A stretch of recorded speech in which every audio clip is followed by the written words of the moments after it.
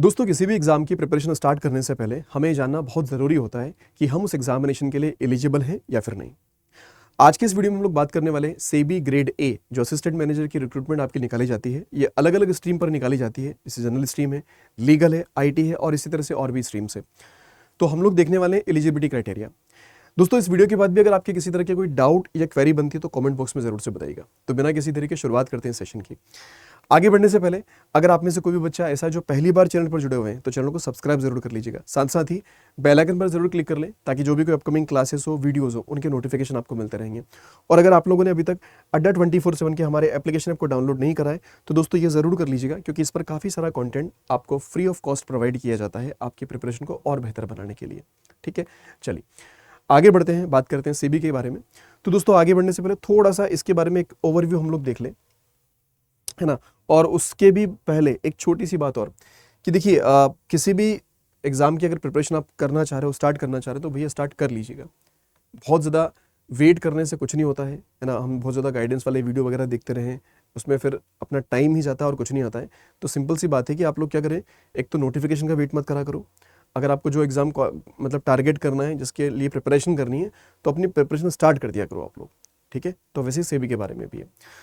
अब दोस्तों, सेबी अगर आप देखिए तो ऑर्गेनाइजेशन की अगर बात हम लोग यहाँ पर कर लें, अगर ऑर्गेनाइजेशन की अगर बात कर लें तो आई थिंक आप सभी को क्लैरिटी होगी कि securities and exchange board of India, है ना। एग्जाम नेम क्या है, सेबी ग्रेड ए, है ना।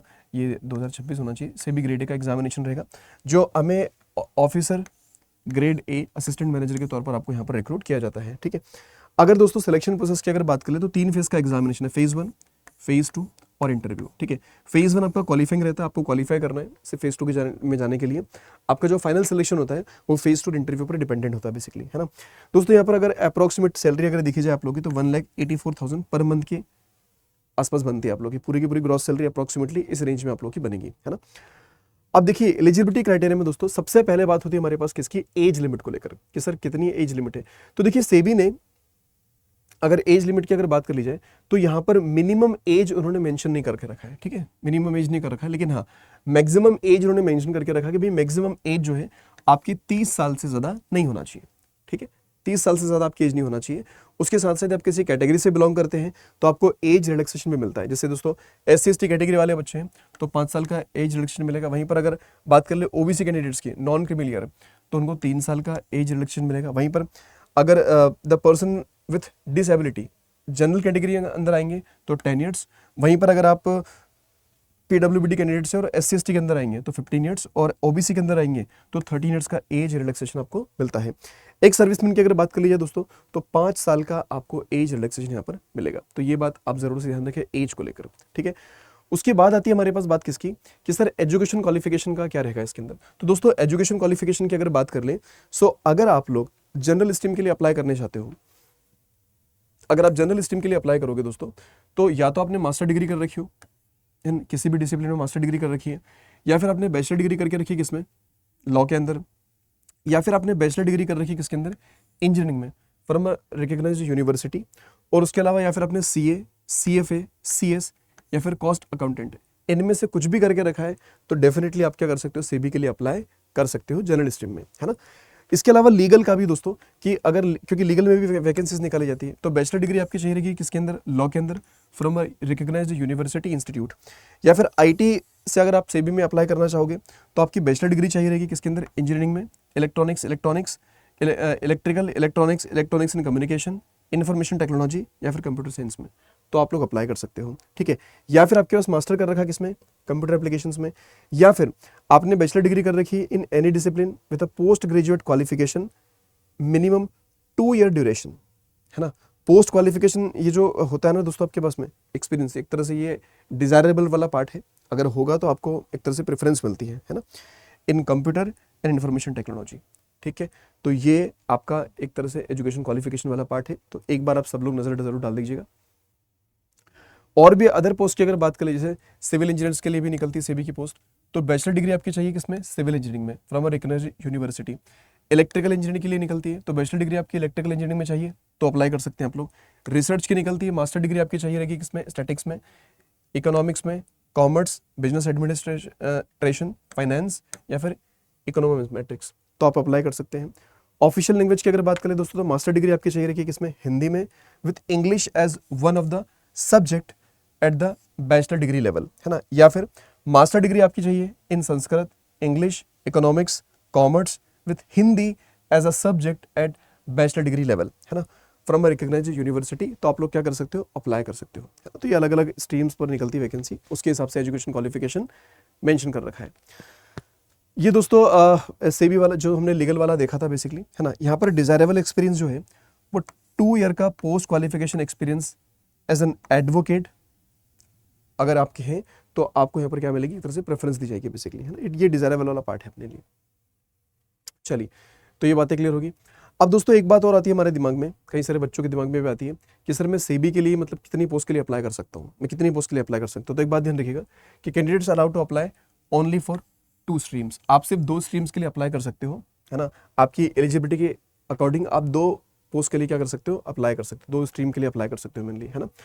उसके अलावा एक डाउट होता है फाइनल ईयर स्टूडेंट्स का। तो भी देखो फाइनल ईयर स्टूडेंट जो है ना, जिन्होंने अपना मतलब एग्जाम दे चुके हैं मेनली, है ना, एग्जाम दे चुके हैं वो लोग, और वो अपने फाइनल रिजल्ट का वेट कर रहे हैं। किसका वेट कर रहे हैं, रिजल्ट का वेट कर रहे हैं बेसिकली।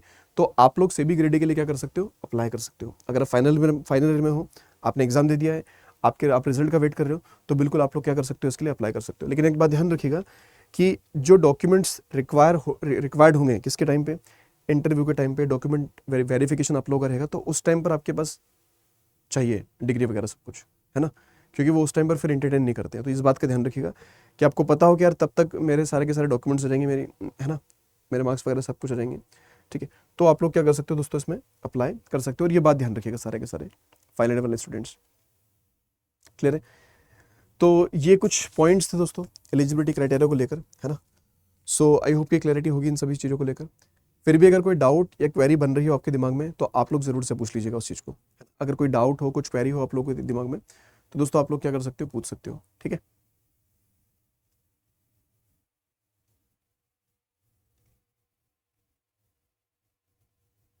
क्लियर बात, ठीक है। चलिए, तो अभी के लिए दोस्तों हम लोग इतना ही रखते हैं, सेशन को करेंगे वाइंड अप। और फिर भी डाउट अगर बनते हैं तो ज़रूर पूछिएगा। अब बात आती है प्रिपरेशन को लेकर। तो देखो प्रिपरेशन में एक बात समझो कि नोटिफिकेशन का वेट मत करो। अगर आपको लग रहा है कि मुझे प्रिपरेशन करनी है, तो या तो सेल्फ स्टडी के साथ स्टार्ट कर दो प्रिपरेशन, अगर खुद से कर पा रहे हो। नहीं कर पा रहे हो खुद से, तो किसी एक सपोर्ट स्टडी का साथ ले लीजिए आप लोग, है ना। अगर सपोर्ट स्टडी आपको चाहिए तो आप अड्डा 24/7 के साथ जुड़कर भी अपनी प्रिपरेशन कर सकते हो सेबी के लिए। एक अच्छी अपॉर्चुनिटी निकलती दोस्तों, वैकेंसीज चाहे कम निकले, लेकिन एक अच्छी अपॉर्चुनिटी है, तो जिसको बिल्कुल भी मिस हमें नहीं करना चाहिए अगर आप एलिजिबल हो तो उसके लिए, ठीक है। तो दोस्तों अगर आप लोग क्या कहो चाहो कि अड्डा 24/7 के साथ प्रिपरेशन करना चाहो, तो आप लोग या तो इनरोल कर सकते हो रेगुलेटरी बॉडीज इनएसओ के महापैक में, या बैंक महापैक प्लस में, जिसमें आपको सेबी के बैचेस मिल जाएंगे। या फिर आप क्या करें, इंडिविजुअल बैच परचेस कर सकते हैं सेबी का। कैसे परचेस करेंगे सर? तो देखिए सेबी के बैचेस के लिए आपको करना क्या होगा, आपको जाना है अड्डा 24/7 की ऑफिशियल वेबसाइट पर।